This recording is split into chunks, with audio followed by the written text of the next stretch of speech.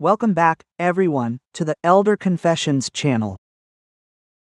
At our wedding, my wife offered tea to my mother. My mother sneered, "Don't think you can just call me mother whenever you like." I immediately knocked the teacup to the ground. In that case, there's no need to call her mother anymore. The whole wedding was in an uproar. My name is Vu Min Quan, the eldest son of a family well known for construction materials in our province. We aren't the wealthiest family, but we have enough for my mother. Mrs. Le goes everywhere with her head held high, believing she has the right to look down on everyone else. Since childhood, I've been used to my mother saying that whatever I do, when I marry, I must choose someone useful to the family. To my mother, marriage isn't just about love, it's an exchange, a contract, a chessboard where her children must sit exactly where she places them. But the person I chose was Nguyen Tuyen. She doesn't come from a powerful family, nor does she have a large dowry. Anne's father passed away early, and her mother sells dried goods at the market, waking up at 3 or 4 in the morning year-round, her hands always smelling of garlic, onions, and salt. Because of this, in my mother's eyes, Tuyen was never qualified to step into the Vu family. She once told me bluntly that a girl like her is fine to date, but marrying her would only drag me into the mud. It hurt to hear, but I know exactly who the woman I love is. For nearly 10 years, Tuyen has been by my side through the worst days of my life. When my first small company went bankrupt, friends avoided me and partners demanded payments. It was An who quietly sold the necklace her father left her, giving me the money to pay my workers' wages. When I had an accident at the construction site and spent a month in the hospital, my mother only sent the maid with porridge a few times, while An slept on a plastic chair in the hallway, holding my hand every night for fear I would drift away from a high fever. A woman like that, if I don't marry her, who would I marry? But my mother doesn't need to know any of that. She only saw another name, Bao Vi, the daughter of Mr. Dang Phuc, a major partner about to sign a supply contract worth hundreds of billions with my family. In my mother's calculations, if I just married Bao Vi, our family would have the contract, the capital, and the means to expand our factory. As for Tuyen, she viewed her as an obstacle that needed to be cleared away. My wedding day with An took place at the most luxurious wedding venue in the province, which my mother had personally chosen. From the floral arch and the stage to every single banquet table, she wanted everything to be extravagant so that both sides of our families and partners would be impressed. But the bitter truth was that on our happy day, my mother never once asked if An was tired or nervous. She only coldly instructed the MC to speed up the rituals so as not to waste the guests' time. When it came to the tea ceremony, I stood next to An, clearly feeling her hand ice cold in mine. The MC invited the bride and groom to offer tea to their parents. An stepped in front of my mother and slowly knelt down. Her 2 hands lifted the hot teacup, her voice trembling slightly yet remaining heartbreakingly polite. "I invite you to have some tea, mother." The entire hall suddenly fell silent. Everyone was waiting for my mother to reach out and accept the cup of tea. Even if it was just to save face for the wedding, she refused to accept it. She sat upright in her chair with her arms crossed, her lips curled in a look of utter contempt. Then she spoke, each word so clear that even the next table could hear it. "Don't think you can just call me mother whenever you please. Not everyone who steps into this house becomes a daughter-in-law." I saw Anne's shoulders tremble slightly, the tea in her hands sloshing about. A few drops fell onto her reddened hands, and whispers began to stir throughout the hall. Some people pitied her, some were curious, and others smiled coldly as if they had just witnessed a worthwhile drama. And bowed her head, trying to keep her tears from falling. She remained kneeling there, small and lost in the middle of her own wedding. In that moment, so many images flashed through my mind. I remembered An sitting in the hospital corridor, falling asleep while clutching my jacket. It was An who ate instant noodles with me in that cramped rented room, still smiling and saying, "We'll be just fine, dear." It was An who silently endured all my mother's criticisms, simply because she didn't want to make things difficult for me. That girl has suffered enough for my sake. If I stay silent today, I don't deserve to be her husband. I stepped forward, grabbed Anne's wrist, and pulled her to her feet. Then, before the stunned eyes of everyone, I swiped the teacup hard onto the floor. The sound of porcelain shattering rang out across the grand hall, tea splashing everywhere on the polished tiles. My mother jumped up, her face pale, and shouted, "Quan, have you lost your mind?" I looked straight into my mother's eyes, my voice strangely calm. "No, I am quite sane. If you won't let my wife call you mother, then she won't have to call you that anymore." From today on, I will not force her to bow before someone who doesn't respect her. The whole place erupted into chaos. My relatives on my father's side jumped up, some accusing me of being insolent. Some rushed in to intervene. My mother was shaking with rage, while Tuan looked at me with red, teary eyes, filled with fear and heartache. I squeezed my wife's hand, speaking just loud enough for her to hear. Don't be afraid, I won't let you stand alone anymore today. My mother was so furious that her whole body trembled. She pointed right at my face, her voice cracking with anger. Kwan, do you know what you've just done? Right at your own wedding, in front of so many relatives and honored guests, you dare to throw tea in your mother's face? Are you humiliating your mother like this because of some woman? Those words rang out in the hall, sharp as a knife, yet strangely. At that moment, there was no more fear in my heart, nor did I want to explain anything. I only felt Tuan's hand in mine turn icy cold, so cold it made my heart ache. My mother shouted while looking around as if to rally all our relatives to her side. My aunts and uncles on my father's side began to whisper. Some called me unfilial, while others blamed Tuan for causing chaos in her husband's family before even settling in. At the head table, Mr. Dang Fuck sat motionless, his face dark and somber. Beside him, Bao Vi sat with her arms crossed, her eyes fixed on Tuan with utter disdain, as if my wife were the one who had just snatched a position that rightfully belonged to her. I realized it immediately. The fact that my mother humiliated An at the wedding today wasn't just a moment of anger. It was a calculated scheme to force me into shame, to make me bow my head, and to return to the path she had chosen. I didn't argue further. There are times when the more you speak, the more people have an excuse to turn your pain into a joke. I slowly reached up to my chest, unpinned the groom's boutonniere, and placed it neatly on the table nearby. That action caused the banquet hall to fall silent for a few seconds. My mother stood stunned, while Tuan looked up at me, her eyes red and filled with panic. I simply squeezed her hand and whispered, "Come with me." Tuan followed me, her legs barely steady. Her wedding dress dragged across the tiled floor, sweeping over broken porcelain shards and tea stains. My mother shouted from behind, "Kwan, if you walk out of here, don't blame me for disowning this son." I hesitated for a beat but did not turn back. I was afraid that if I turned around, I would see my mother's tears and go soft again, just like so many times before. But today, the person I needed to protect wasn't her pride, but the wife who was being tormented by the eyes of the entire hall. Once we reached the hallway outside, the chaotic noise from behind still echoed in waves. Tuan could no longer hold it in. Tears streamed down her face. She covered her mouth with her hand, trying not to sob out loud. I helped her sit on the bench by the hall, my heart aching as if someone were squeezing it, and shook her head, her voice choked. "Kwan, I'm sorry, I didn't want things to turn out this way. I'm afraid that because of me, you've lost your entire family." I sat down in front of her and took her trembling hands. "And listen to me, any family that forces me to sell out the wife who saved my life has already abandoned me. It's not that you made me lose my family, it's that they forced me to choose between true devotion and a prestigious facade." Tuan looked at me, tears still falling, but a glimmer of peace had returned to her eyes. She said nothing more, just leaned her head on my shoulder like someone who had been holding on for too long. I walked into the car. That night, the road in front of the wedding hall was brightly lit, buzzing with traffic, but my heart felt strangely silent. As the car pulled away, I looked in the rearview mirror and saw the grand building fading into the distance.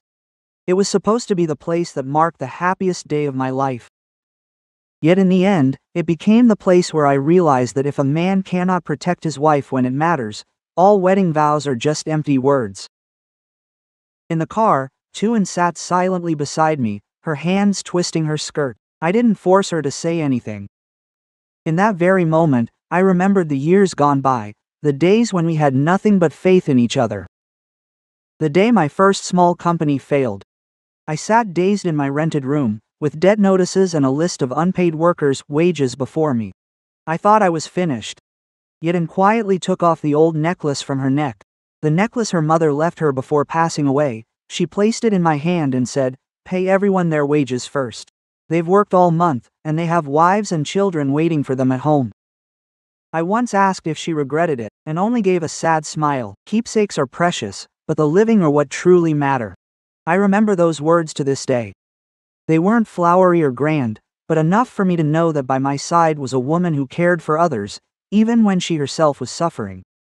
Then came the time I had an accident at the construction site. A steel bar fell, and I was knocked unconscious. I was hospitalized for nearly a month. My mother visited, but only stood at the door for a few minutes, told the maid to bring porridge, and left because she had guests, but two in.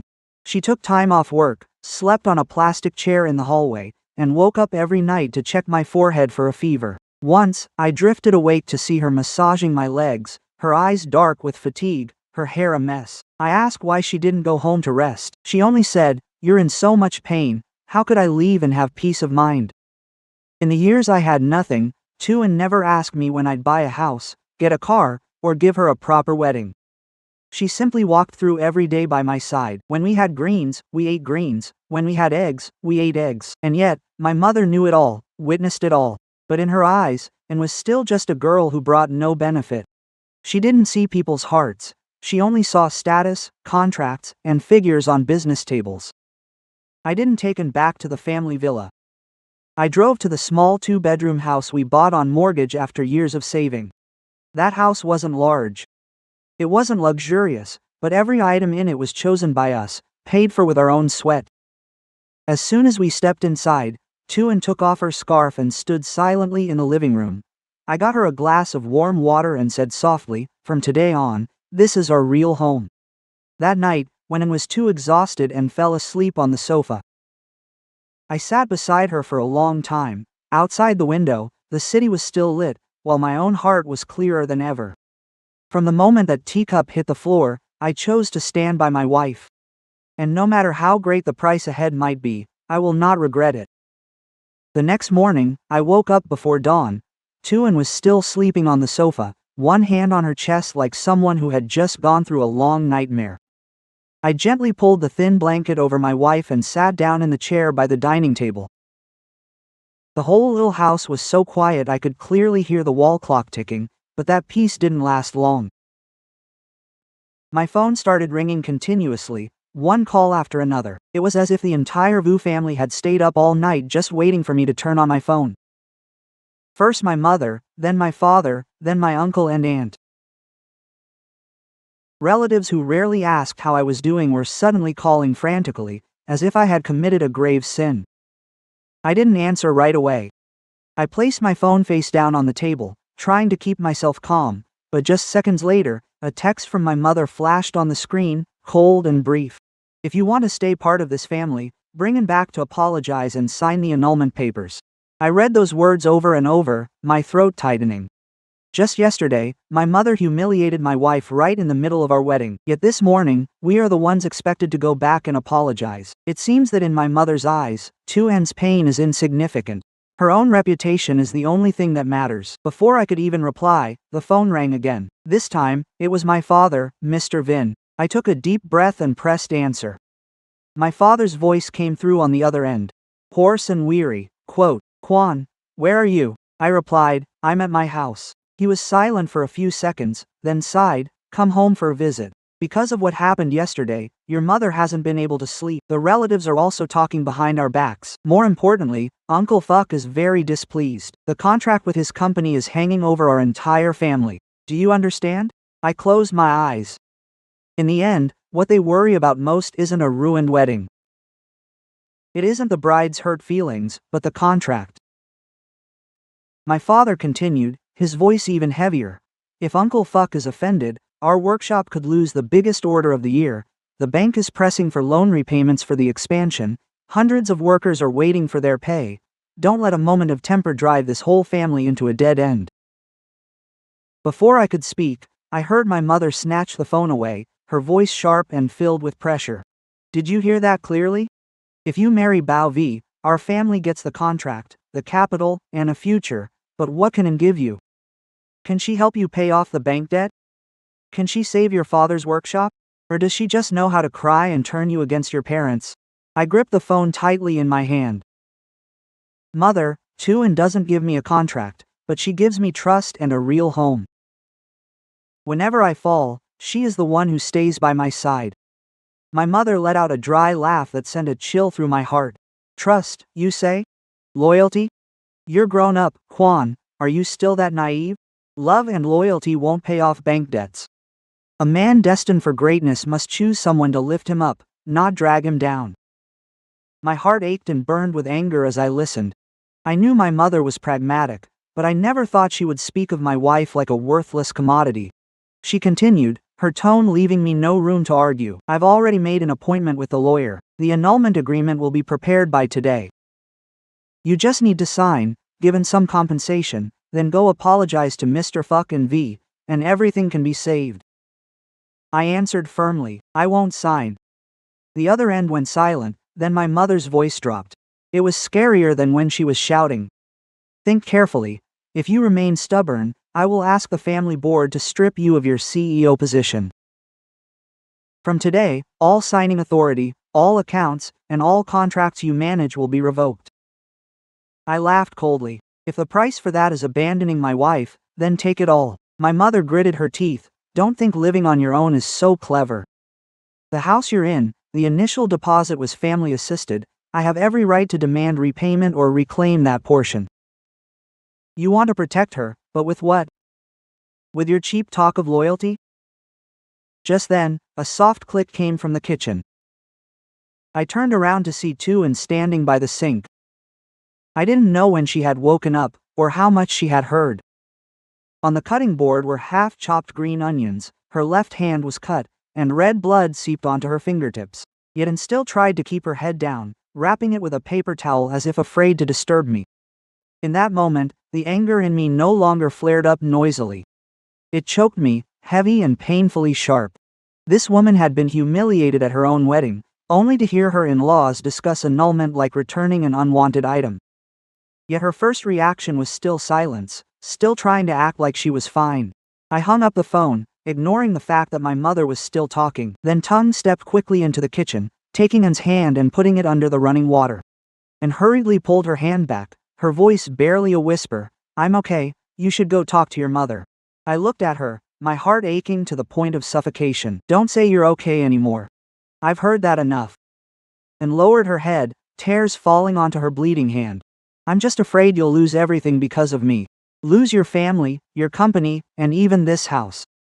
I grabbed the first aid kit, carefully disinfecting and bandaging my wife's wound. I spoke slowly, every word a promise to myself. If something can only be kept by trampling on you, then I don't want it. A house can be rented, a job can be restarted, but if I sign that annulment paper today, I will never have the face to look at you again.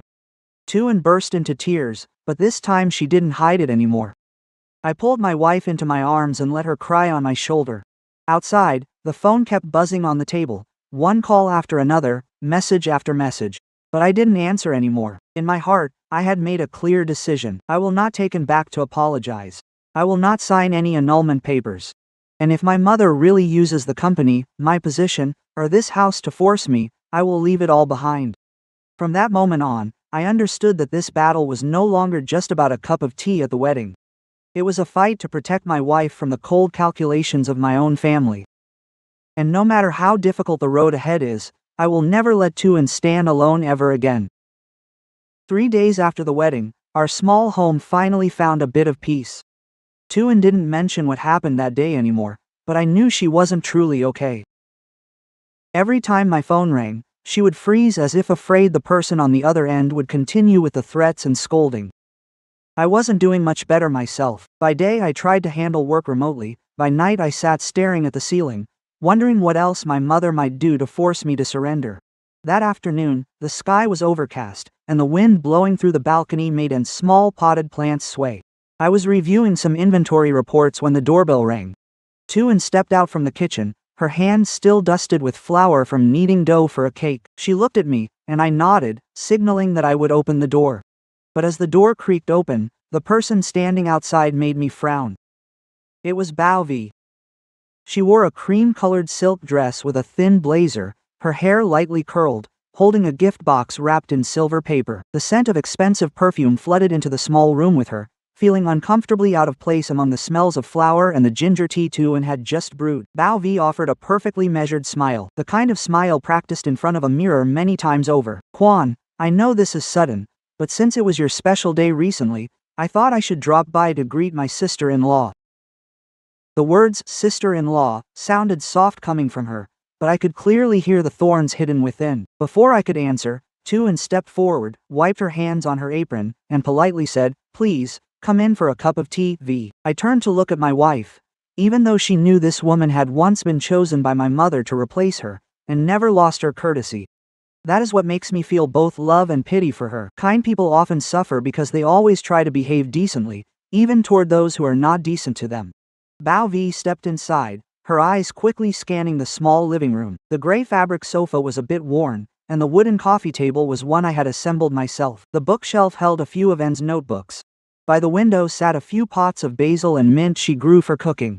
She placed the gift box on the table and smiled slightly. "Your place is certainly cozy, just a bit of a surprise. Quan, you used to live in such a large villa. It must be hard to get used to living here, right?" Tuan paused ever so slightly while pouring the tea. I looked at Bao Vi, my voice turning cold. "Did you come here to visit, or to compare houses?"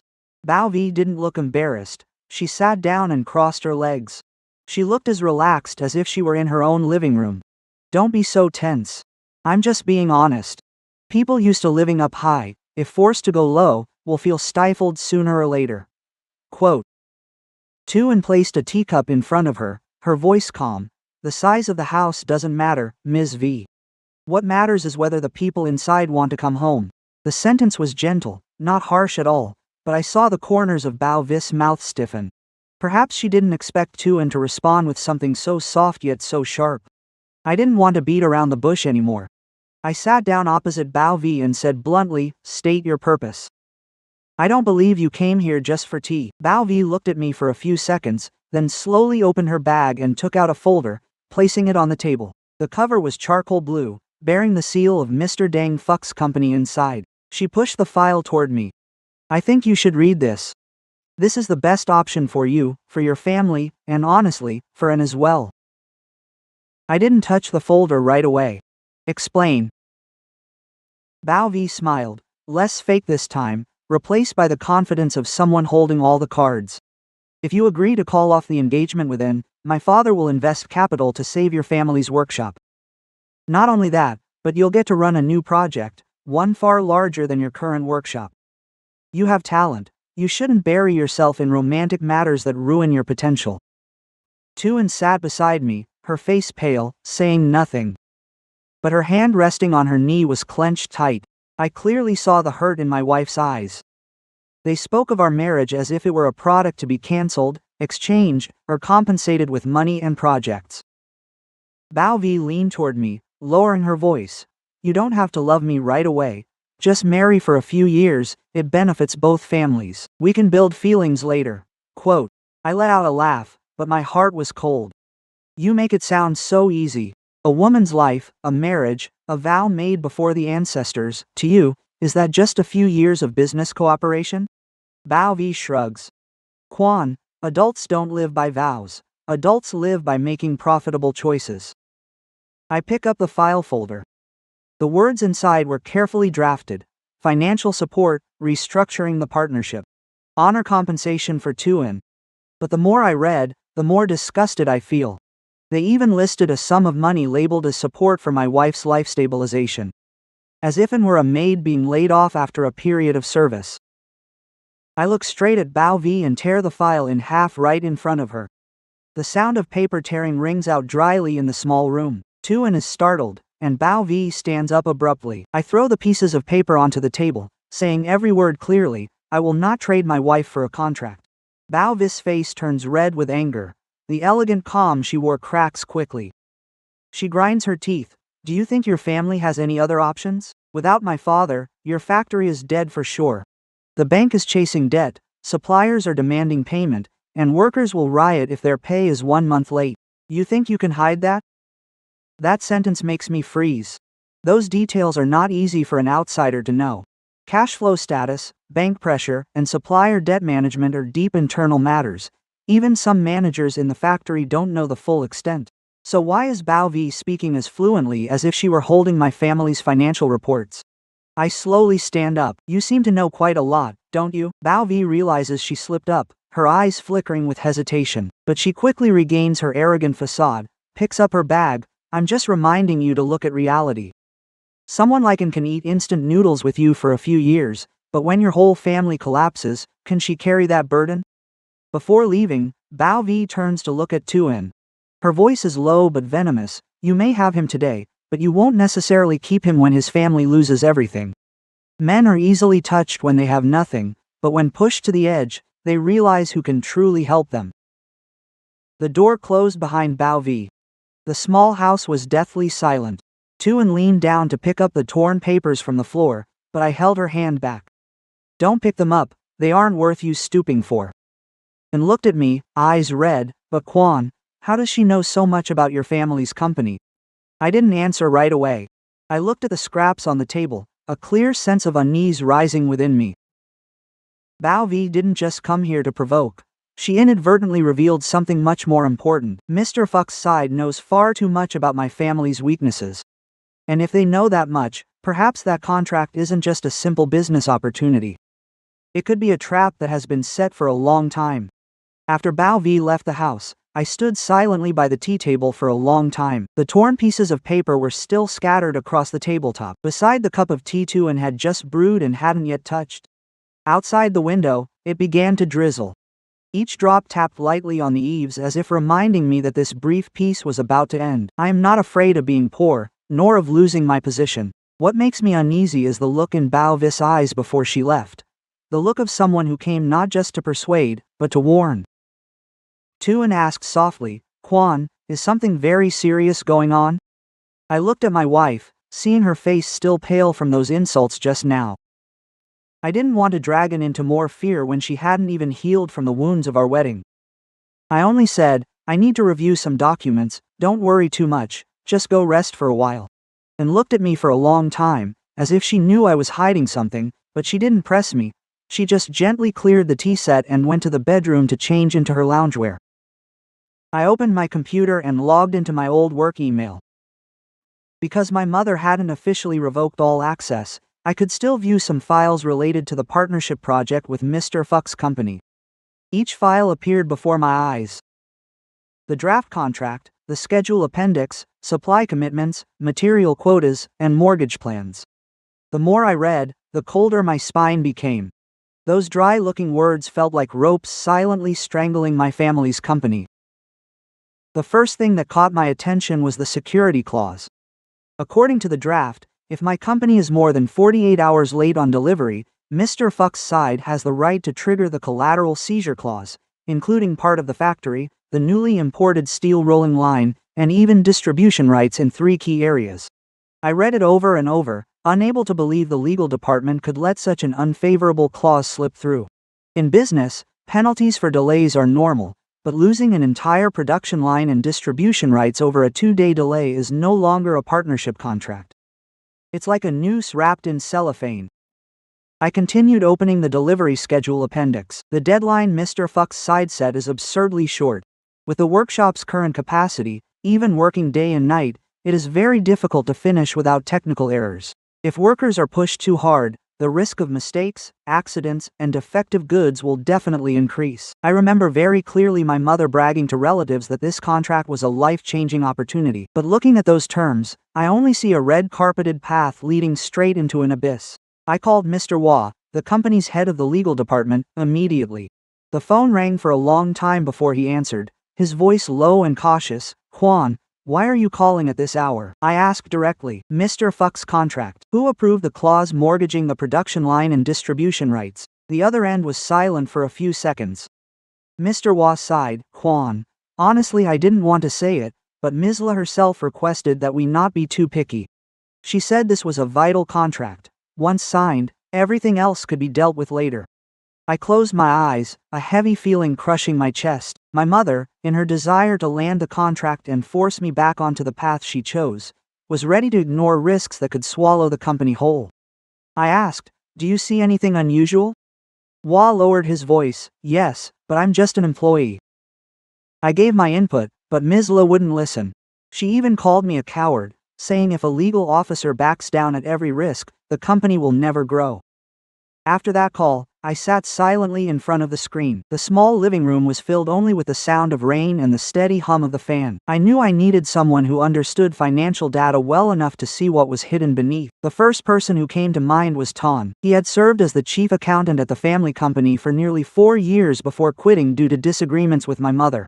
Ton is a careful, quiet man, but he is very sharp with numbers. If there were anything shady, he would definitely notice. I called Ton. As soon as he heard my voice, Ton said immediately, "I figured you'd call sooner or later." I paused. "You know something?" Ton gave a dry laugh, his voice devoid of any joy. "I don't know everything, but I saw some dishonest things before I quit. Back then I reported it to Ms. La, but she brushed it off and told me I was overreacting." I sent Ton some contract files and input invoice tables via personal email. About 20 minutes later, he called me back. This time, Ton's voice was noticeably heavier. "Quan, listen to me carefully. The invoices Mr. Fuck sent show signs of price inflation for the same supply codes, nearly 30% above market price. But the strangest thing is several intermediary companies appearing repeatedly, with very vague registered addresses. This doesn't look like normal trading." I asked, "Do you mean they're pocketing the difference?" Ton replied very slowly, "Not just that. I suspect they don't even need your company's goods. They need a legal front to wash dirty money. If your company signs, receives money, issues invoices, and delivers goods in circles through those intermediaries, when trouble comes, you'll be a link on paper. At that point, it will be hard to claim you didn't know." Hearing that, my hands went cold, and everything before my eyes seemed to go dark. If what Ton said is true, this is no longer just a story about my mother looking down on a poor daughter-in-law, or Mr. Fuck wanting to marry off his daughter for his own gain. This is a trap that could drag my entire family, the whole factory, and hundreds of workers into legal trouble. Just then, my phone rang. It was my mother. I stared at the screen for a few seconds before answering. My mother's voice rang out sharply. "Come home tonight, immediately. Mr. Fuck is very angry that you chased V away. You must apologize to him in person. Don't make me say it a second time." Before I could answer, she continued, "And remember not to involve in this family's business affairs. She has no right to be part of it." I looked toward the bedroom. Tuan was folding her wedding dress, moving slowly as if putting away a shattered dream. I couldn't tell her the whole truth right now. Not because I don't trust my wife, but because I know and has suffered too much over these past few days. I walked in, trying to keep my voice calm. "I have to head home for a bit. Lock the door carefully, and don't open it for anyone but me." Tuan looked up, her eyes full of worry. "Is there danger?" I smiled and stroked her hair. "I'm just going to talk, but it's better if we're a little careful from now on." And nodded without asking more, but her hand gripped mine very tightly. That grip made me feel both warmed and pained. This woman always understands me, even when I haven't said a word. I grabbed the file I had hurriedly printed, put it in my bag, and walked to the door. Before leaving, I turned back to look at our small home one last time. The yellow light in the living room, and slippers placed neatly by the step, the faint scent of ginger tea still in the air.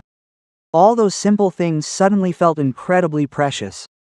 I realized clearly that from this moment on, I am not just protecting Tuan from my mother's harsh words, I also have to protect my entire family from the person my mother trusts like a lifeline.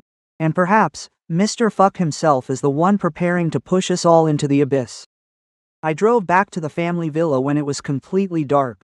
The afternoon rain had just stopped, the road surface was still shimmering with water, and the yellow lights reflecting down made everything colder than usual.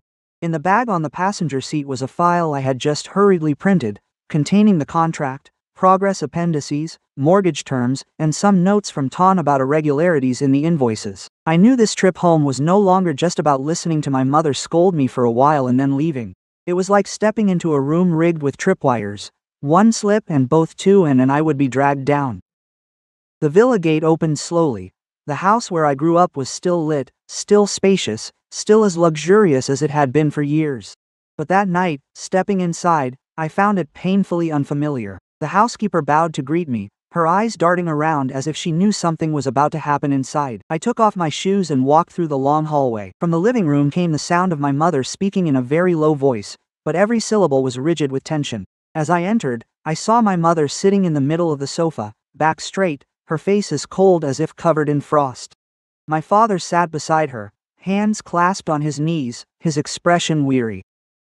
Opposite them was Mr. Dang Fuck in a gray suit, his hand turning the gold ring on his thumb. Bao Vi sat next to him, lips painted red, her eyes looking at me with triumph. The atmosphere in the living room was as tight as a bowstring, it would snap at the slightest noise. Before I could speak, my mother jumped up. She pointed down to the floor in front of Mr. Fuck. Her voice was sharp and cold. Quan, kneel down and apologize to Uncle Fuck and V. An apology in exchange for the life of the entire company. What are you still hesitating for? I looked at my mother, and my heart suddenly went cold. She didn't ask how I was doing, nor did she ask if Tuan was okay after what happened at the wedding. To her, everything is now just about contracts, prestige, and me bowing down to the person she considers a savior. I placed the file folder on the table and said slowly, "Do you want me to apologize for protecting my wife, or because I refuse to be a pawn in a shady contract?" As soon as I finished, my mother's face turned pale with anger. Bao Vi chuckled softly, while Mr. Fuck narrowed his eyes at me. He didn't lose his temper immediately. On the contrary, he leaned back in his chair, his voice dropping to a patronizing tone. Young people today are so delusional.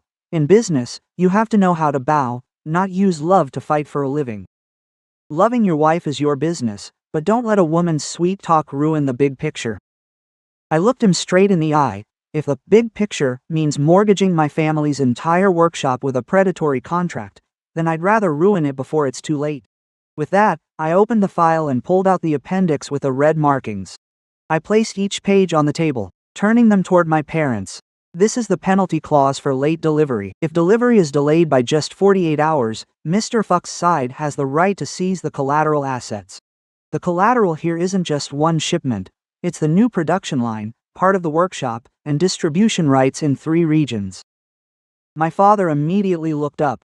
He had been silent before, but hearing about the production line and the workshop, his expression changed visibly.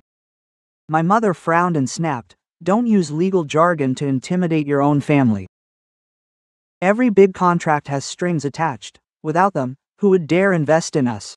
I turned to my mother, trying to keep my voice calm. Strings attached are different from putting your own neck in a noose. Bao Vi crossed her arms and sneered, "You read contracts like you're reading fairy tales. If you don't have the guts, don't do business. My father is investing his capital, his connections, and giving your family an opportunity.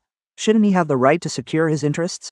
I looked at her and replied, "Securing interests is fine, but rigging conditions so that one mistake puts us at risk of losing our workshop, our machinery, and our sales rights, that isn't partnership, that's legal seizure." My mother slammed her hand on the table, "That's enough. You're only speaking so disrespectfully because I put you up to it."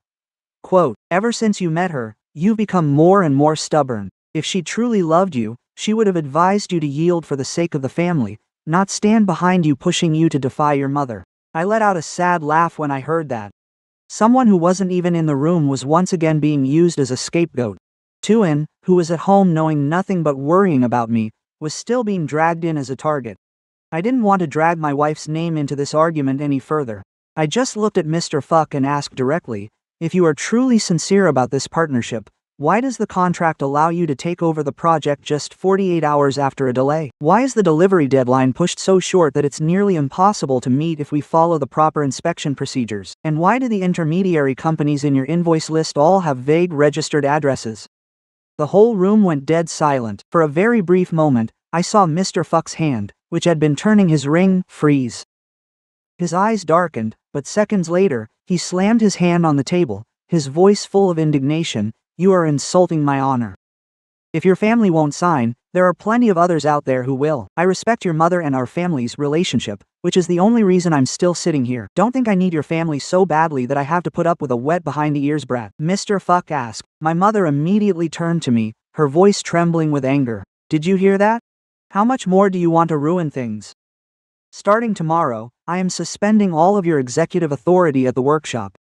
You are not to sign any documents, and you are not to direct any personnel. Stay home and clear your head. When you realize your mistake, go apologize to Mr. Fuck." I stared at my mother for a long time. Perhaps she thought that would terrify me. But at that moment, what caught my attention was my father. He didn't join in with my mother, nor did he scold me. He just slowly picked up a copy of the contract from the table, folded it, and tucked it into his pocket. That small gesture was enough for me to see that a crack of doubt had begun to form in his heart. I stood up and picked up my file folder. Before leaving, I told my parents I might lose my position, and I might leave this company. But please remember one thing. If a stranger offers you a piece of cake that's too big, you have to check if there's a hook inside. My mother turned away, while Mr. Fuck looked at me with a gaze as cold as a knife. I walked out of the living room, with my mother's scolding voice trailing behind me. But I knew tonight's meeting wasn't in vain. I couldn't convince my mother, but at least my father had started to see something unusual. And as long as one person in that house chooses to wake up, Mr. Fuck's trap will no longer be as airtight as before. The next morning, as soon as I approached the factory gate, I felt an atmosphere entirely different from usual. Normally at this hour, workers would be starting their shifts, with the sounds of forklifts, cutters, and people calling out, which were very familiar. Yet today, groups of people were huddled in the yard, looking at their phones and whispering. When they saw my car pull in, they fell silent immediately, then turned to whisper to each other again. Before I could even get out of the car, I felt that something bad was happening. I walked quickly into the control room and opened my computer to check the company's internal announcement group. What caught my eye was an anonymous post that had been put up early that morning. It wasn't long, but it was malicious. The author claimed that because I listened to my newlywed wife of humble origins, I opposed my family and ruined the contract to save the factory, putting the company at risk of losing orders and leaving workers with unpaid wages. Below it were several photos of Tu-An standing in front of my house. A photo of her sitting with me at an old cafe was captioned as her being the one behind the scenes, manipulating the director. My hand tightened around the computer mouse. Those words were not just targeting me, they were aimed directly at Tu-An. They knew how to strike at the crowd's greatest fears: food, clothing, wages, and their family's future. Once the workers believe that they are losing their jobs because of Tu-An, she will become the target for all their outrage. I immediately called the technical department to have the post removed and trace the account, but the rumor had already spread like wildfire. I picked up my phone to call in, telling her not to come to the workshop today. But before the call could connect, there was a commotion outside in the yard. A young security guard ran in, panicked. "Mr. Kwan, Ms. An is here. Some people are blocking her in the yard." My heart sank. I bolted out of the office, racing through the corridor leading to the production area. In the middle of the yard, Tu-An stood silently in a simple white shirt and light brown trousers. In her hand was an insulated lunchbox. She must have intended to bring me lunch like always. But in front of her, several senior workers and office staff were standing in her way. They weren't hitting or scolding her, but their words were more painful than a slap. A female worker choked out, "Ms. An, I don't hate you, but if you care for Mr. Kwan, please have some sympathy for us too. Hundreds of families rely on this factory. Please don't drag everyone down with your personal marital issues." Another person chimed in, "Rich people have somewhere to go when they fight. If we lose our jobs, our kids drop out of school, and our parents lose their medicine. Do you understand?" Tu-An stood there, her face deathly pale. I saw her lips tremble as if she wanted to explain, but in the end, she remained silent. Perhaps An understood that those people were just scared workers, not villains. They didn't know the truth, only what others had fed them. That very silence hurt me even more. My wife was pushed into the middle of the yard like a criminal, even though she only came to bring me a meal. I was just about to step forward when a soft voice rang out from the gate. "Everyone, calm down, don't give Ms. An such a hard time." It was Bao Vi. She walked in wearing an elegant business suit, followed by two strangers. Her expression was filled with fake concern, but her eyes were cold. She approached Tu-An, speaking loudly enough for everyone to hear. "And I know you care for Kwan, but please don't make things any more complicated. Kwan is about to lose everything because of you. Do you want this entire workshop to go down too?" Quote. Whispers started to rise again. Bao Vi's words were like a match struck on a pile of dry straw. I stepped quickly in front of Tu-An, glaring straight at Bao Vi.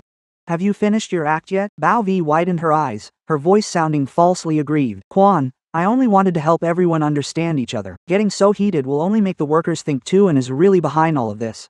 Quote. I was so angry I couldn't help but laugh. The one who spread the rumors was now telling others to stay calm. Truly, the more fake someone's kindness is, the more it makes your skin crawl. I intended to reveal everything right there in the yard, but just then, my father stepped out from the administration building.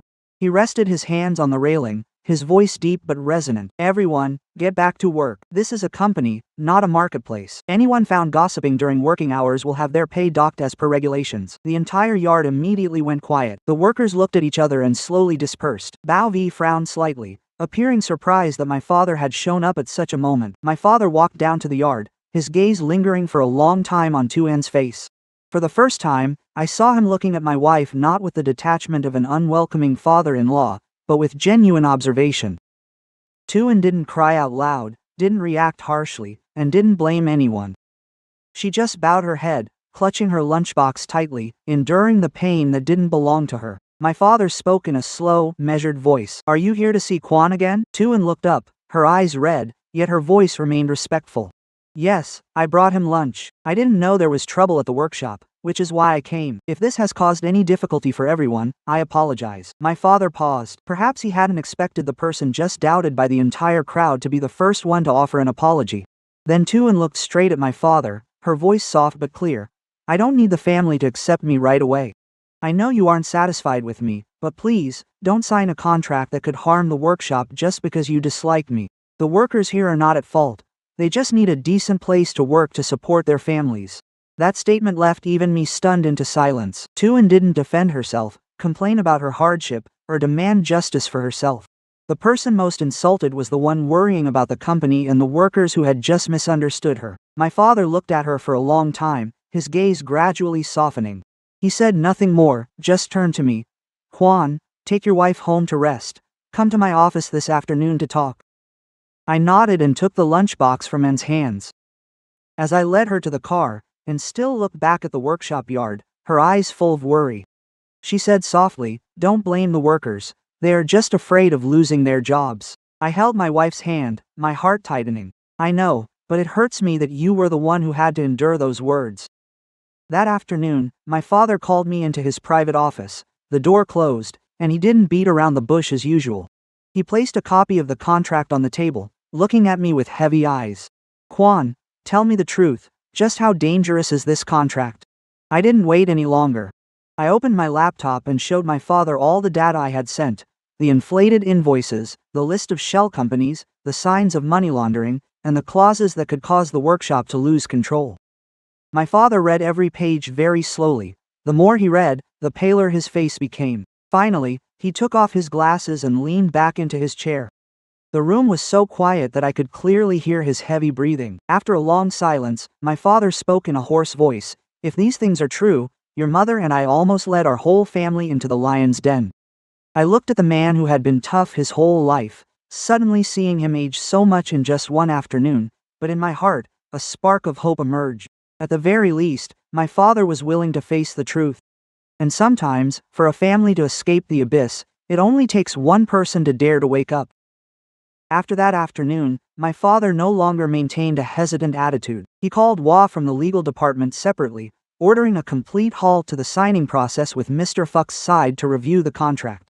That decision should have been a normal part of business, especially when a contract has so many unfavorable terms. But to my mother, it felt like nothing less than a betrayal. That evening, in the family dining room, almost no one touched their food. My mother slammed her bowl onto the table, looking at my father with eyes full of anger and disappointment. "Have you been brainwashed by Quan and Antu, haven't you? Your whole life, you've been too slow and too fearful in everything you do. If we had to wait to check and be certain about everything, this company wouldn't have needed me to look after it for all these years." My father furrowed his brows, his voice dropping. "Being cautious is not the same as being a coward. I cannot sign something when I don't even fully understand the consequences yet." My mother laughed coldly. "Consequences? The biggest consequence is that you let someone with real money slip through your fingers. Mr. Fuck isn't short on partners. It's a huge favor that he's even offering to save us." I sat beside them, silently observing. What hurt me wasn't that my mother still defended Mr. Fuck, but that she never considered she might be wrong.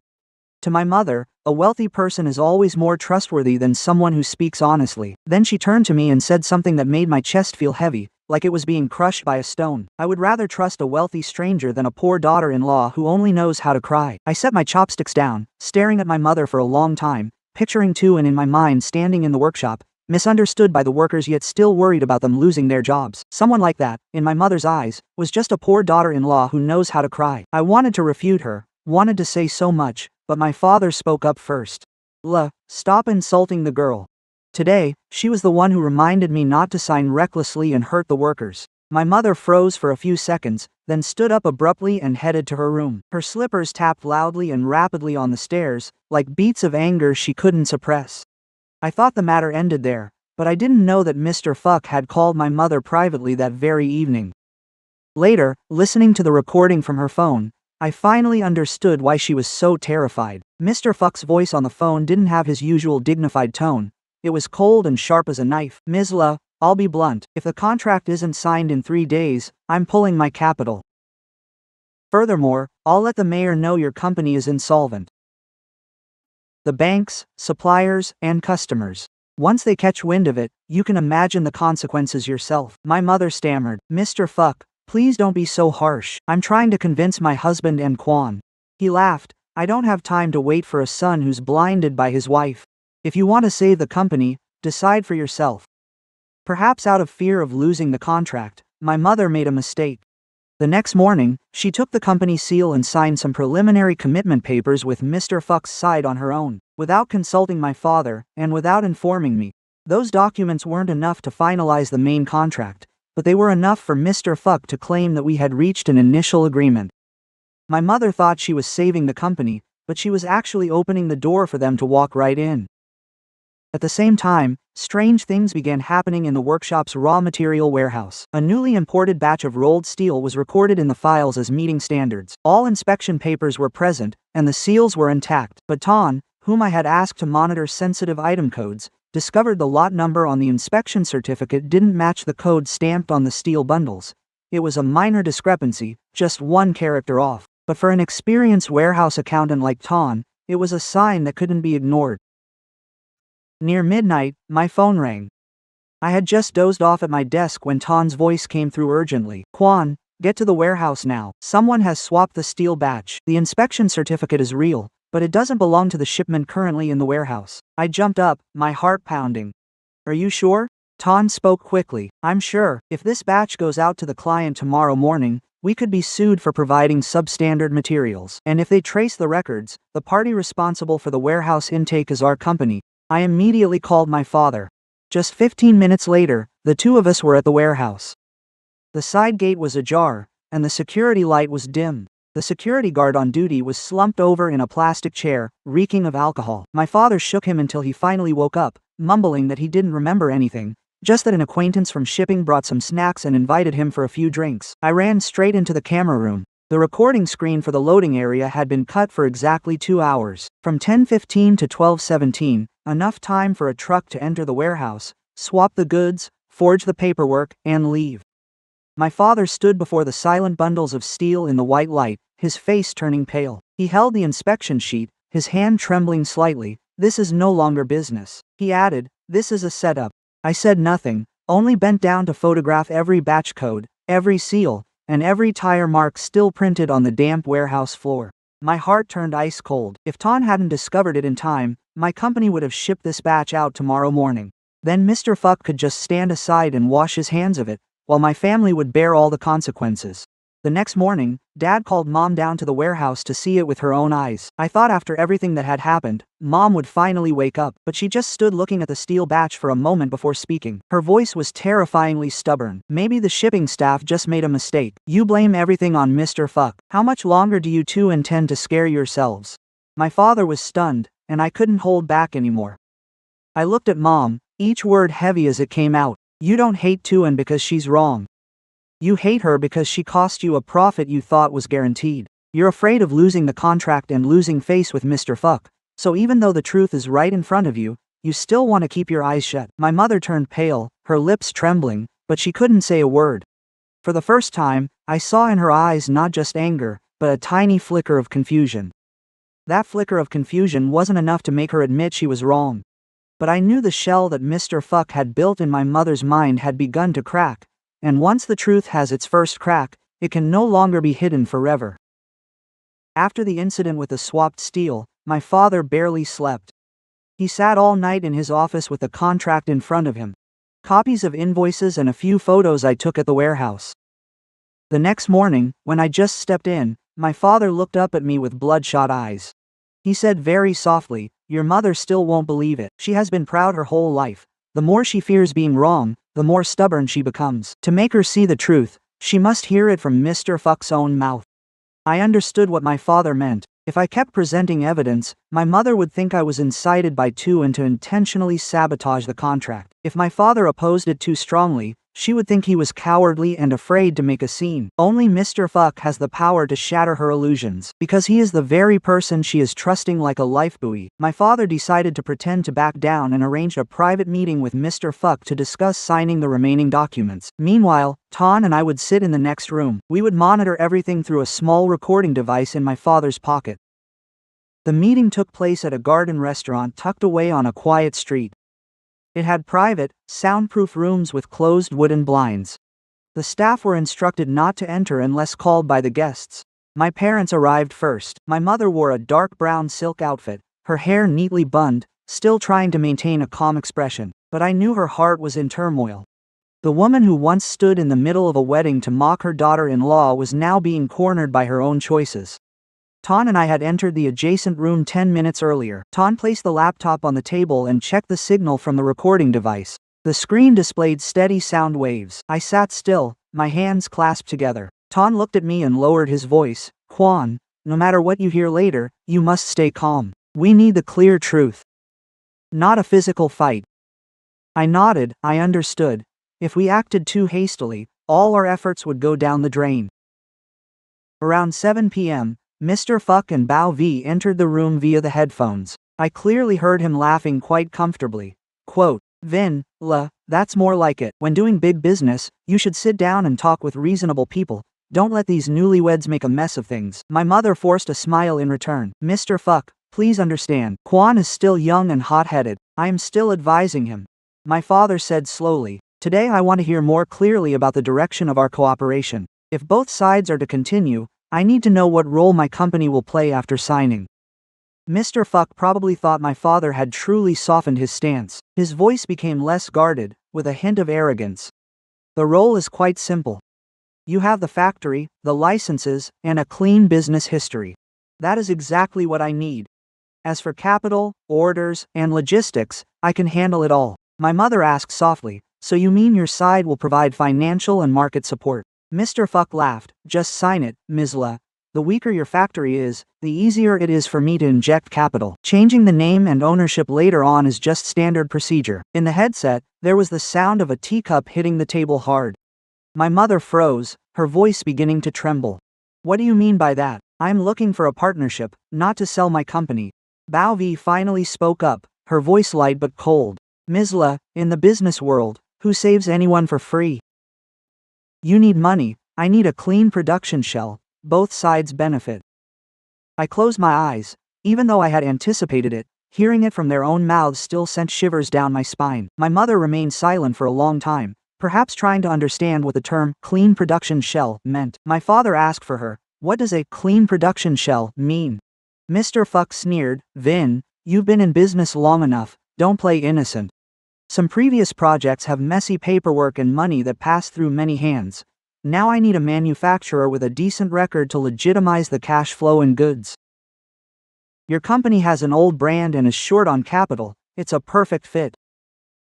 My mother exclaimed, "You intend to use our company to cover up your wrongdoing?" Mr. Fuck changed his tone immediately, no longer being gentle. "Ms. La, that's a harsh way to put it. I give you money, I give you contracts. I give your son a new path with my daughter. In return, you help me handle a few formalities. Do you think there's any such thing as a free lunch in this world?" Bao V smiled faintly, "And the matter of Quan marrying my daughter is really just to tie our two families closer together. Having these connections will make the paperwork easier later on. Otherwise, if it were just about feelings, why would I lower myself to visit his house so often?" Every word felt like a knife cutting straight into my mother's pride. She once thought she had picked a prestigious daughter-in-law for her son, a partner to support the family. It turns out that in their eyes, she was just a frightened woman who could be exploited for profit. My father stood up. His voice wasn't loud, but it was so cold it gave me goosebumps. "Fuck, I don't mind being poor. I don't mind going bankrupt, but I won't use my ancestors' reputation as a shield for crimes. This company is the sweat of 3 generations. It's not a coat for you to wear to cover your filth. Mr. Fuck stood up too, his chair screeching harshly against the floor. Vin, do you think it's that easy to pull out? La has already signed the preliminary commitment. If your family turns against me, I will have the bank seize your assets, cancel your orders, and block your suppliers. Don't blame me if your workers lose their jobs. Blame your son for ruining everything because of a woman. Hearing him drag Tuan into this, my hands gripped so hard they turned white. Ton placed his hand on my shoulder, holding me back. It wasn't time yet, so I gritted my teeth and sat still. In the other room, my mother burst into tears. Her crying started off soft, as if choked in her throat, before breaking into sobs. She said intermittently, I was wrong. Out of greed for a contract, I nearly sold both my son and my family. That sentence made my heart sink. I used to be angry at my mother, very angry, but hearing her cry like that, I felt no satisfaction, only pain. Pain because a mother had gone too far for the sake of face, only to wake up and see not profit, but the abyss she had walked into herself. My father said nothing more. He just pulled the chair for my mother to stand up, his voice dropping low, let's go, it's better late than never. The recording signal was still running, capturing every threat and every confession from Mr. Fuck. I knew from that moment the tides had turned, but it was also the moment my mother began to face her most painful reality. The person she once looked down upon was the very one who tried to stop her from making an irreparable mistake. That evening, after leaving the restaurant, my mother didn't go straight home to the villa. Dad told me she sat silently in the car for a long time, hands on her knees, staring ahead as if her soul had drifted away somewhere. The woman used to giving orders, used to holding her head high before relatives and partners, suddenly looked unusually small. Perhaps only when she heard Mr. Fuck state those schemes himself did she realize how far greed and pride had led her astray. Near 9 p.m., my mother's car stopped in front of our small house. I looked through the doorbell camera and saw her standing outside, not ringing the bell or calling. She just stood there, holding a small cloth bag, her figure huddled against the night breeze. I watched the screen for a moment, my heart filled with mixed emotions. I was still angry at her, but seeing her like that, I couldn't just pretend nothing was wrong. Tuan walked out from the kitchen, still holding a dish towel in her hand. She looked at the screen and whispered, "Is your mother here?" I remained silent for a few seconds. That word, mother, sounded so light, yet it made my throat tighten. The woman my mother had rejected at our very wedding still called her by the kindest title. And put the towel down and went to open the door herself. As the gate swung open, my mother looked up, her gaze met Tuan's, and she immediately looked down, and didn't smile, nor was she cold. She just stepped aside, her voice low and polite, "Please, come in for some water." Just that one formal address, yet my mother burst into tears. She covered her mouth with her hand, her shoulders trembling with every sob. Perhaps she remembered clearly that she was the one who once forbade Tuan from calling her mother. Now that she no longer calls her that, she realizes a title cannot be earned through mother-in-law authority, but must be gained through kindness. She stepped into the living room, no longer wearing the judgmental look from before. The small house is still the same. The gray fabric sofa, the wooden coffee table, the plants by the window, and the scent of freshly cooked rice still lingering from the kitchen. My mother sits on the edge of the chair, her hands clutching the fabric bag on her lap. I pour her a glass of warm water, while Tuan sits opposite, her back straight, her expression calm but her eyes still holding a distance. A long while later, my mother finally speaks, her voice hoarse, no longer as sharp and cold as usual. "And I am not asking for your immediate forgiveness. I know I have no right to demand that. I only ask to say one thing: I was wrong." Tuan looks at her without answering right away. The whole room is silent, save for the steady ticking of the wall clock. I stand by the kitchen door, suddenly feeling heavy-hearted. Some apologies come too late to heal the wounds, but at least they prove the speaker knows how to bow before the truth. My mother continues, tears falling onto the back of her hands. "I let my greed blind me. I thought that marrying a rich girl and signing big contracts would be good for Quan, good for the whole family. I refused to see who was actually the one sincere to him. I even used my own pride to humiliate you on your wedding day. You don't deserve to hear me call you mother." Tuan takes a deep breath. She does not run to hug her, nor does she rush to say she doesn't blame her, and has never been the type to pretend to be noble just to put others at ease. She only speaks very slowly, that her pain is not because she was looked down upon for being poor. "I am used to poverty. My mother sold goods at the market to raise me, and I have never felt ashamed. I am hurt because the woman who gave birth to my husband forced him to choose between filial piety and his wife. I am hurt because Kwan had to stand in the middle, with loved ones on both sides. That statement makes my mother choke up. She lowers her head deeply, as if not daring to look into her daughter-in-law's eyes. I see her shoulders trembling. Just days ago, she still believed that as long as she had money, contracts, and connections, she could arrange her son's happiness. Now, she sits in our small house before the daughter-in-law she once despised, forced to admit that the poor woman she looked down upon possesses far more integrity than her own pride. But that peace did not last for long. My phone vibrated incessantly. First, Ton sent me a link with the message, "Kwan, someone is attacking Tryon again." This time, it was even dirtier. I opened it, and my heart sank immediately. On several worker groups and local pages, posts appeared accusing Tuan of secretly taking money from competitors to sabotage the contract between my company and Mr. Fuck's side. The post also included several edited photos. One showed Tuan meeting Ton at a coffee shop. In reality, she was just bringing me documents that day, but it was framed as meeting a former accountant to pass on confidential files. Another showed the envelope Ton handed her. What was actually just a bank statement was fabricated into a bribe. The comments below were very inflammatory. Quote, "New bride ruins husband's family. Poor bride manipulates factory owner's son. Workers lose jobs because of one woman." After reading it, Tuan turned pale, and my mother saw it too. This time, she didn't ask if it was true, nor did she doubt her daughter-in-law as before. She stood up abruptly, her voice trembling but firm, and handed the phone to my mother. I watched her in surprise. My mother wiped her tears, fixed her hair, and said, "A few days ago, I let her stand alone amidst these vicious words. This time, I will not stay silent." She borrowed my phone and recorded a video right there in the living room. Her face was still haggard and her eyes red, but her voice was clear with every word. Quote, "I am the mother of Vu Min Kwan. I will say this once for everyone to hear. The one in the wrong in this matter is me. The one I hurt is my daughter-in-law.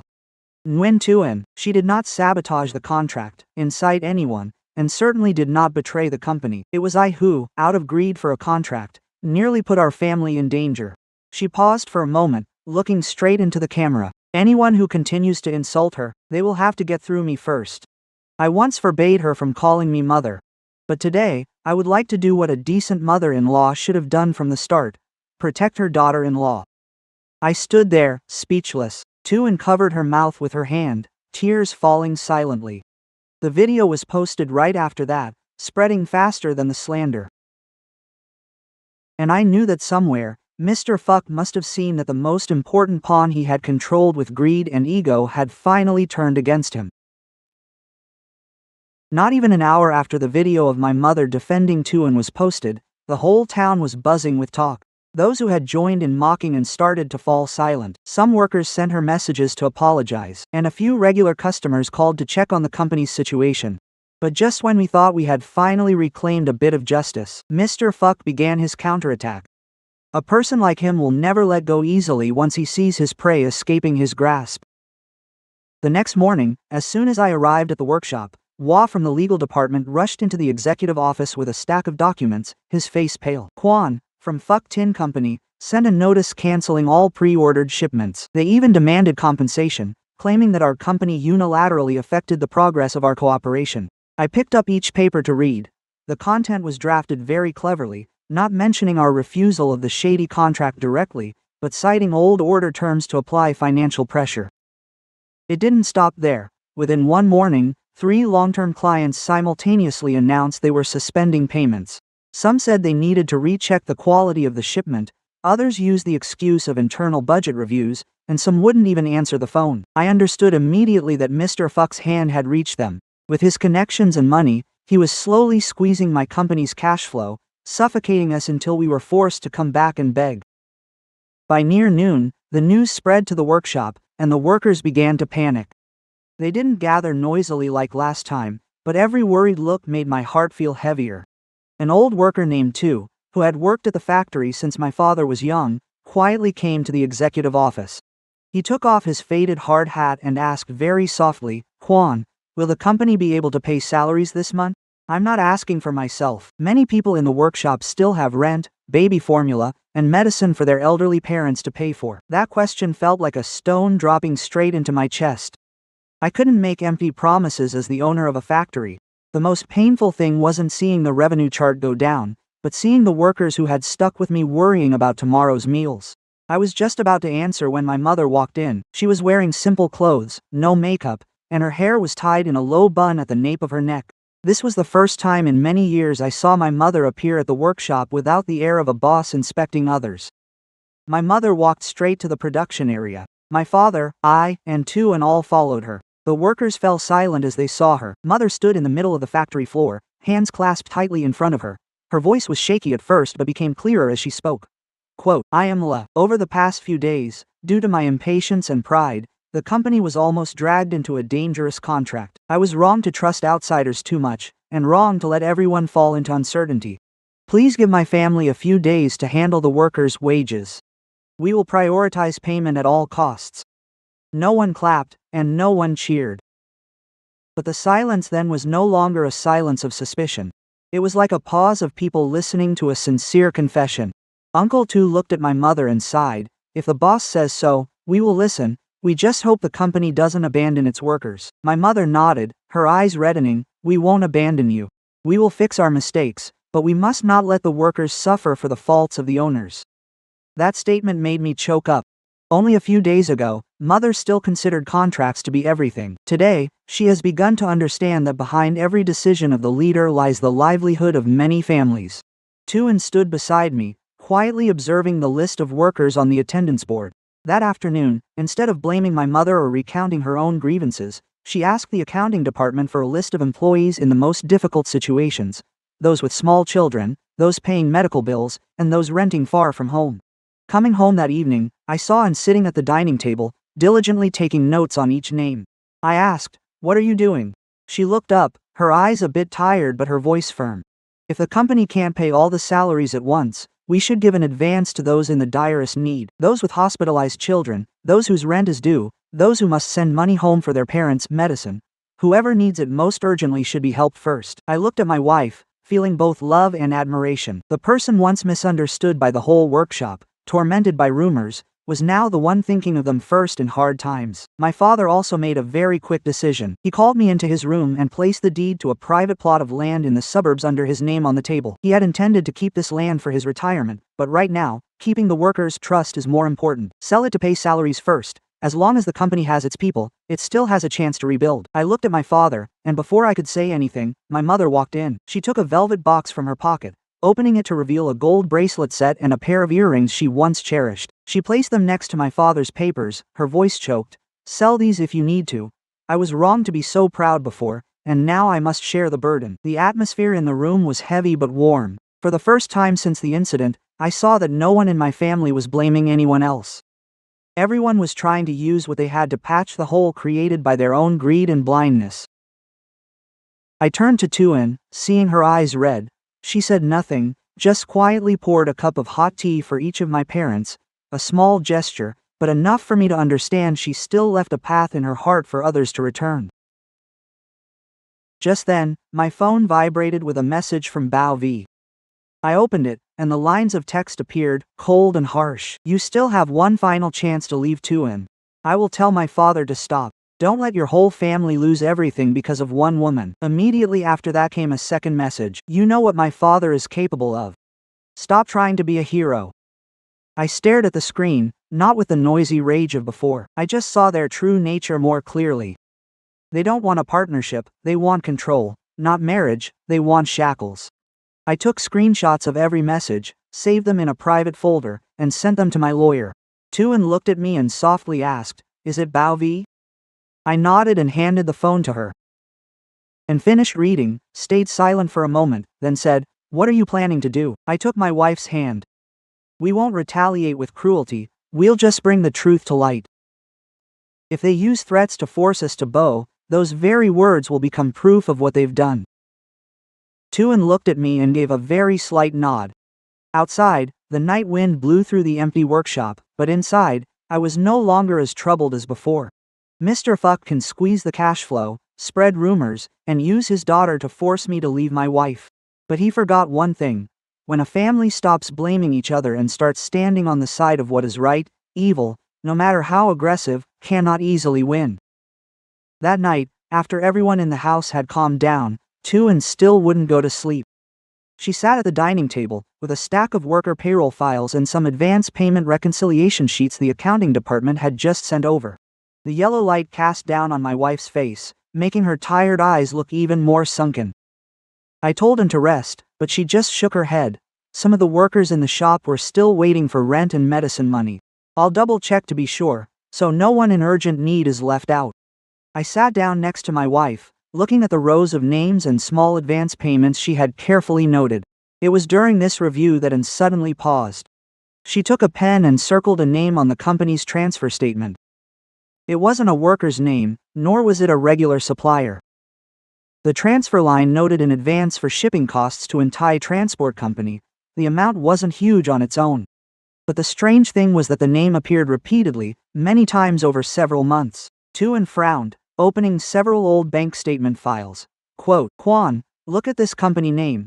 Why is it receiving money from our company account while also getting a corresponding payment from Mr. Fuck's side?" I looked at the screen, my spine instantly stiffening. The same small shipping company was appearing on both ends of the cash flow. Sometimes receiving shipping costs from my place, other times getting logistics coordination fees paid by Mr. Fuck. If it were just normal shipping, that wouldn't necessarily be wrong. But in this situation, nothing can be considered normal anymore. And was silent for a few seconds, then stood up abruptly and ran into the office. She rummaged through the file folder I brought home from the workshop, pulling out a photocopy of the delivery note for the swapped steel batch. Her finger stopped at the bottom corner of the paper, where the faint stamp of the shipping unit was. Quote, "Here it is. I saw this name on the delivery note the other day, but I didn't realize at the time that Thai was the one who transported the swapped steel." That sentence was like a puzzle piece falling right into the empty spot. I called Ton immediately. Although it was past 11 p.m., he picked up very quickly, as if he were also waiting for something. I sent all the statements and delivery notes to him. About half an hour later, Ton called back, his voice heavy. "Quan, this company has a major issue. Their business registration says cargo shipping, but searching their data for warehouses, tractor units, or yard rental contracts shows almost nothing. A shipping company with no trucks, no warehouses, and no clear operation schedule only has two possibilities. Either it's a ghost company, or it's a front." I asked if there were invoices. Ton replied yes. And that is the dangerous part. The data shows many shipments on paper that never existed but were still fully invoiced. There were inventory release notes, delivery confirmations, and bank payment records. Quote, "If authorities investigate, they will see your company made payments to them. Meaning that on paper, we are involved." My father and mother were also called over to our small house at that time. Dad sat at the dining table, reading each page of the documents Ton sent, his face turning increasingly gray. He put his hand to his forehead, his voice hoarse, saying if we sign the contract with Mr. Fuck, our company will become a link for legalizing counterfeit goods and dirty money. Once the documents have passed through our accounts, it will be very difficult to prove our innocence. My mother stood beside him, her entire body seemingly drained of strength. She looked at Tuan, then suddenly grabbed her hand and burst into tears, saying, "If it weren't for you, this whole family would be blind." Tuan awkwardly pulled her hand away, not out of coldness, but because she wasn't used to my mother's sudden display of vulnerability. She said very softly, "I didn't do anything major, ma'am. I just didn't want innocent workers to be dragged into bad business. They work all month just hoping to get their full salary. They don't deserve to be used as a front by others." My mother bowed her head, tears falling onto the back of her hands. This time, I could see that she truly understood. The next morning, Ton and I decided to go to the registered address of Thai Transport Company. We didn't tell many people, only letting our lawyer know our itinerary just in case. The address was on a small street near an old residential area, not at all like a place where a transport company would operate.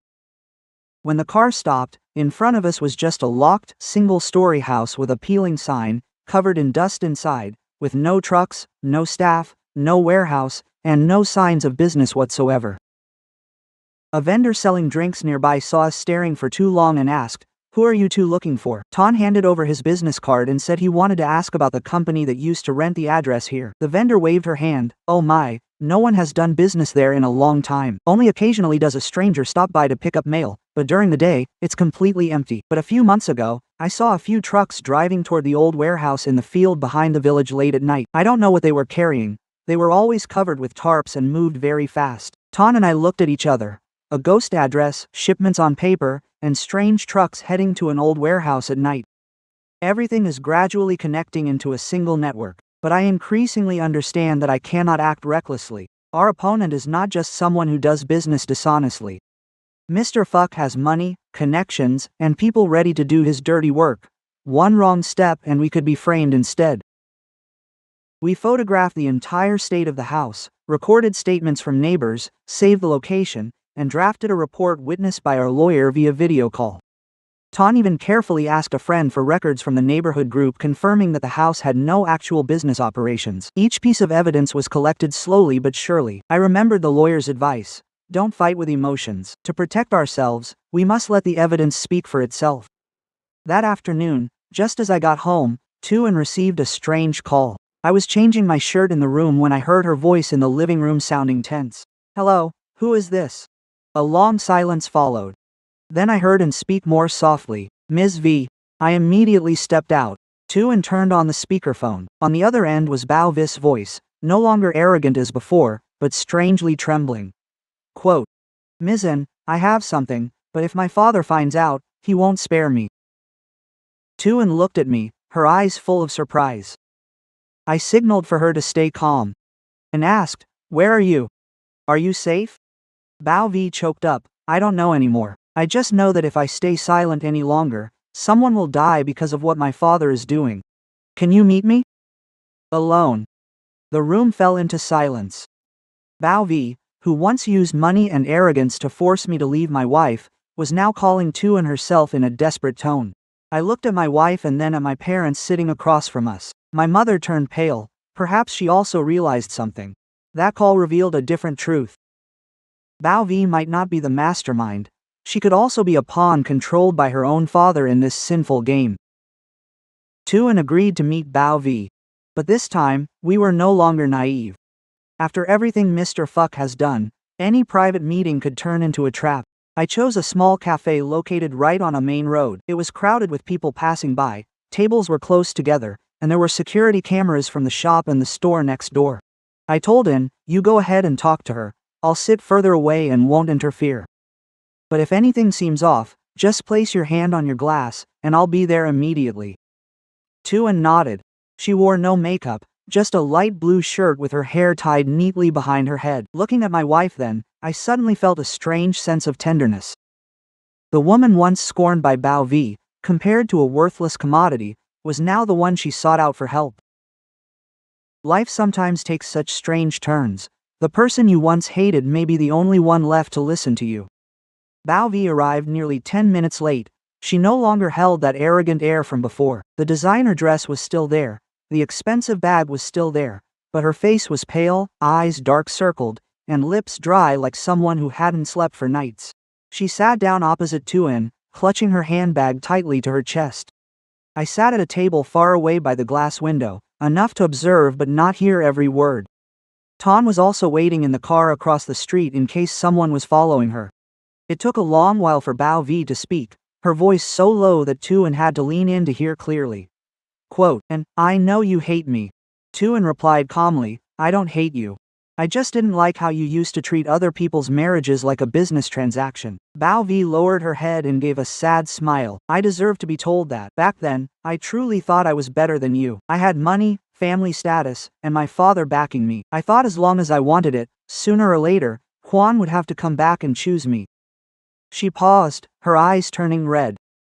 "But in reality, I was just a commodity in my father's hands. He forced me to pursue Quan because he needed a marriage to bind our two families together.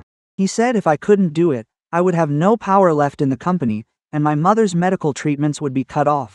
I was jealous of you, afraid of my father, and I deluded myself into thinking I was doing the right thing." Tuan listened in silence.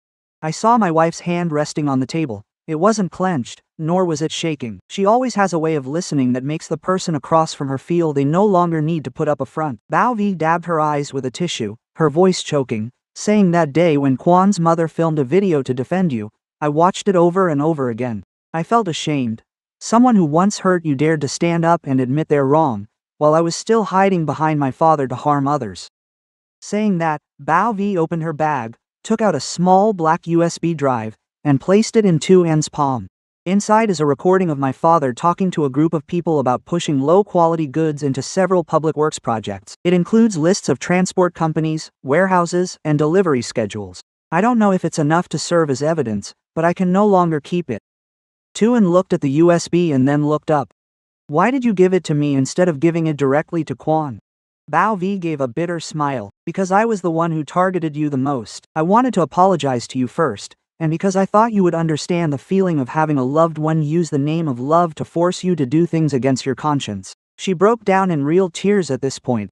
I am not a good person. I used to want to steal your husband. I used to want you to disappear from Quan's life. But I don't want anyone to die just so my father can make money. Substandard goods being put into public works. What if they collapse? What if there's a fire, or children get hurt? How could I live with that for the rest of my life? Tu-An looked at her for a long time. Then my wife said something light but profound. Turning back while there is still time is better than staying silent until there is no way out. If you are wrong, you must take responsibility for your mistakes, but if you choose to tell the truth today, at least there is still a chance to start over. Bao V sobbed, her shoulders trembling. She nodded repeatedly, like a child finally daring to confess their faults after living in fear for so long. The meeting lasted less than 30 minutes. Tu-An put the USB into her inner pocket and stood up first. I also stood up but kept my distance so Bao V wouldn't feel pressured. Before leaving the cafe, Bao V turned back to look at Tu-An and said very softly, "Thank you for not scolding me." Tu-An replied, "Just because I'm not scolding you doesn't mean everything is forgiven, but today, you made the right choice." Bao V walked out of the shop toward her car a short distance away, but just as she opened the door, two strangers rushed out from a black car behind her. One snatched her bag while the other grabbed her arm, hissing, "Young mistress, Mr. Fuck says to come home now, don't do anything stupid." Bao V panicked, clutching her bag and screaming. The USB drive was no longer inside, but they likely didn't know that yet. I ran over immediately, and people from across the street rushed out too. One of the men shoved Bao V against the car door, causing her arm to hit the metal edge and start bleeding. I grabbed his collar and shouted, "How dare you lay hands on a woman in the middle of a crowded street?" The other man saw people starting to film with their phones and backed away, but still threw out a threat. "Don't meddle in other people's family business. If the young mistress doesn't behave, Mr. Fuck won't let this go." They got into the car and drove off quickly. Bao V sat down on the sidewalk, clutching her injured arm, her face drained of color. Tu-An ran over to help her up. Even though the person before her had once caused her pain, my wife still took a clean cloth to press against the wound. Watching that scene, my heart felt heavy. Sometimes, being a decent person isn't about being kind to the good, but about keeping compassion for those who have erred once they have turned back. We took Bao V to a nearby clinic to have her wound treated. Upon hearing the news, my mother came in person as well. She entered the room, looked at Bao V sitting on the hospital bed, and her eyes immediately reddened. She used to consider this girl the ideal daughter-in-law because of her family background and the benefits. Today, she looked at her like a child who had also been dragged into the adult's chessboard. My mother sat down next to Bao V and took her uninjured hand. Her voice choked up. "I once chose you for the benefits, thinking you were the best path for my son. Now I apologize because I forgot that you were also just a child being used as a bargaining chip by adults." Bao V burst into tears. She cried without restraint, without any trace of her proud, wealthy demeanor, just the sobs of a girl who had realized her father was willing to harm his own flesh and blood to keep a secret. Finally, Bao V looked at me, then at Tu-An and my mother. She said between sobs, "I will testify. I know I'm at fault too, and I will take responsibility for my part, but I won't let my father hurt anyone else." I nodded, promising no forgiveness, nor offering further blame. Some people must pass through fear to realize that a conscience is worth more than a false sense of security. And from the moment Bao V agreed to testify, Mr. Fuck's final mask began to fall away. After Bao V agreed to testify, my family's lawyer immediately arranged a final plan. We couldn't just take scattered pieces of evidence to report him and wait for Mr. Fuck to find a way to deny the charges. We had to make him show up himself, put his own hands on the dirty paperwork, and let his own slip of the tongue reveal how he operated the syndicate behind the scenes. My father was the one to call Mr. Fuck. His voice sounded weary, like a man who had run out of ways to resist. Quote, "Fuck, I've thought it over. If the company can still be saved, I want to sign again." The signing ceremony was held in the company's large conference room. From early morning, Wah and the lawyer checked every corner of the room, every camera, and every legal recording device prepared within the allowed scope. A bank representative was also present under the pretext of witnessing the loan restructuring plan. Several long-term partners were invited to serve as commercial witnesses. Everything looked on the surface like a normal negotiation session, but in reality, it was the final net we cast before Mr. Fuck could cover his tracks. My mother arrived earlier than everyone else. She didn't sit next to my father as usual, but instead pulled up a chair to sit beside Tuan. That action wasn't loud, but it was enough to make everyone in the room exchange glances. Tuan was slightly surprised. My mother simply placed her hand gently on the back of hers and whispered, "I'm sitting here today. Whoever wants to touch you will have to face me first." Tuan didn't answer, just gave a slight nod. I stood a few steps away, my heart sinking. After so many mistakes, my mother finally learned how to stand by the person she had once hurt. At exactly 9 o'clock, Mr. Fuck walked in. He wore a black suit, carrying a shiny leather briefcase, followed by 2 assistants and his personal lawyer. His face remained confident, even a bit triumphant. As soon as he sat down, he scanned the room and locked his eyes on me and Tuan. He gave a faint smile, knowing that in the end, we still had to bow our heads. In business, if you're too rigid, you break. I told you, don't think being young and hot-headed is enough to beat the struggle for a living. I pulled out a chair and sat down, keeping my voice calm. Bowing before what is right is not a shame, bowing before evil is what's shameful. Mr. Fuck narrowed his eyes, perhaps disliking the reply, but thinking he held a winning hand, he didn't argue further. He signaled for his lawyer to open the briefcase, taking out a thick stack of documents and placing them on the table. Sign them quickly. Once signed, we will resume orders, provide short-term capital, and drop all compensation claims.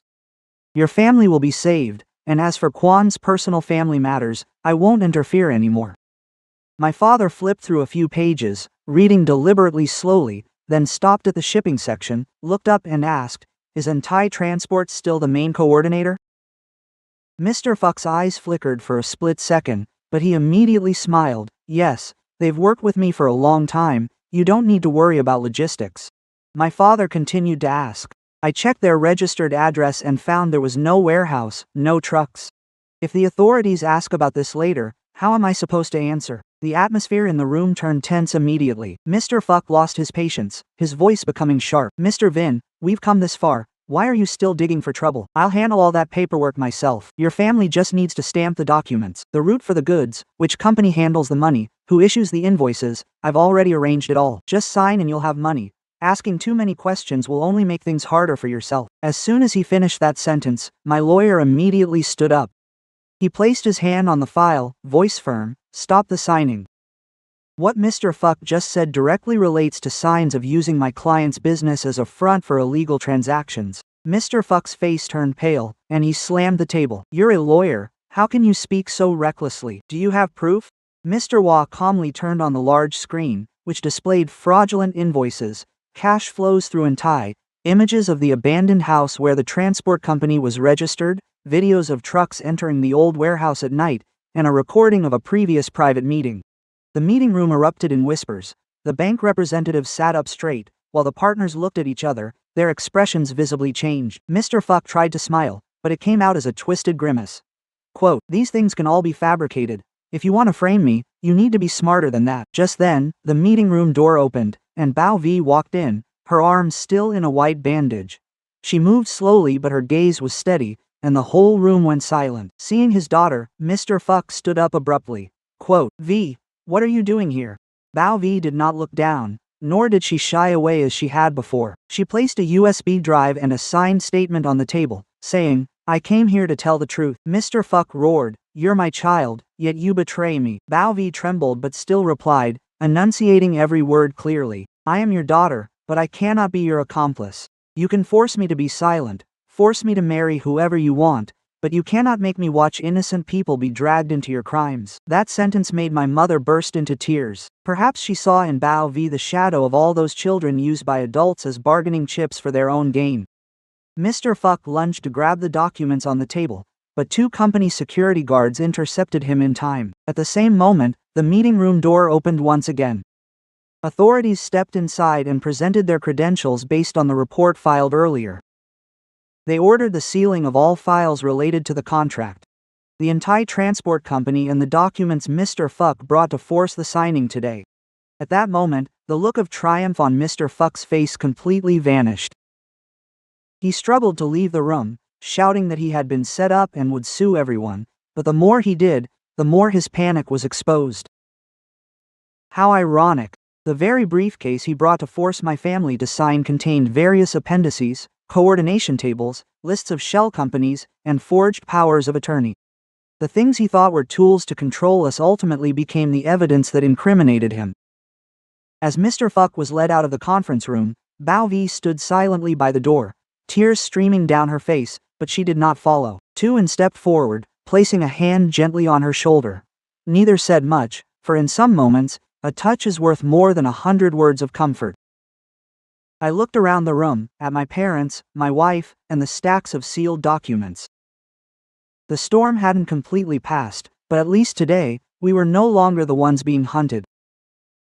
The truth had finally spoken, and the man who once used money, power, and schemes to force others into submission had walked into the trap set by his own greed. Months after that meeting, what needed to happen finally did. The authorities began to release the initial investigation results. Each link in Mr. Fuck's network was gradually dismantled. Transportation companies that existed only on paper, fake invoices, low-quality shipments legalized with forged documents, and money flows circling through businesses to hide their origin. All of it was gradually brought to light. Those who thought they were clever enough to outsmart the law were eventually brought down by their own ledgers and signatures. Some of Mr. Fuck's trusted assistants were summoned for questioning one by one. Warehouses that had operated in the shadows were sealed off. His company's assets were also frozen to assist with the investigation. The man who once sat with his legs crossed in my living room, treating my family like pawns to be controlled, finally had to bow before the very evidence he thought would never be exposed. I felt no joy when I heard that news. Honestly, I never wished to see anyone pay a price just for my own satisfaction. It is simply a matter of reaping what you sow. Some mistakes only hurt oneself, but others, if left unchecked, would devastate countless families and innocent workers. I just feel relieved that, at last, good people no longer have to live in fear created by others. Bao Vi actively cooperated throughout the investigation process. She surrendered all the documents she held, disclosed what she knew, and accepted responsibility for her own faults. Afterward, she left her father's company and refused all the assets previously promised to her. Months later, I happened to hear that she had joined a small business, starting over as a regular employee. There was a time when Bao Vi sent Tu a very short message. "Thank you for not pushing me down again back then." Tu replied with only one sentence. "Everyone has the right to make amends, as long as they have the courage." Reading that message, I smiled. Perhaps that is the most beautiful conclusion for someone who knows how to turn back. As for my family's company, we could not avoid the losses either. Many contracts were cancelled, cash flow fell short, and our reputation suffered from the previous rumors. There were times I looked at the balance sheet and feared all our hard work would simply vanish. But what gave me hope was that not a single long-term employee quit on their own. Uncle Tu still arrived at the workshop at 6 a.m. every day. The brothers in the warehouse still quietly worked overtime when needed. Some even proactively told my father, "As long as the company operates honestly, we can handle the hardship for a while." Hearing those words, my father turned away for a long time. He later told me that it was the first time he understood a business's most precious asset isn't machinery or factories, but human trust. My father and I began to restructure the entire company. Any opaque partners were cut off immediately. Control procedures were rebuilt from scratch. Every contract is now carefully reviewed by the legal department before signing. Profits dropped noticeably in the first few months, but in return, we slept much better.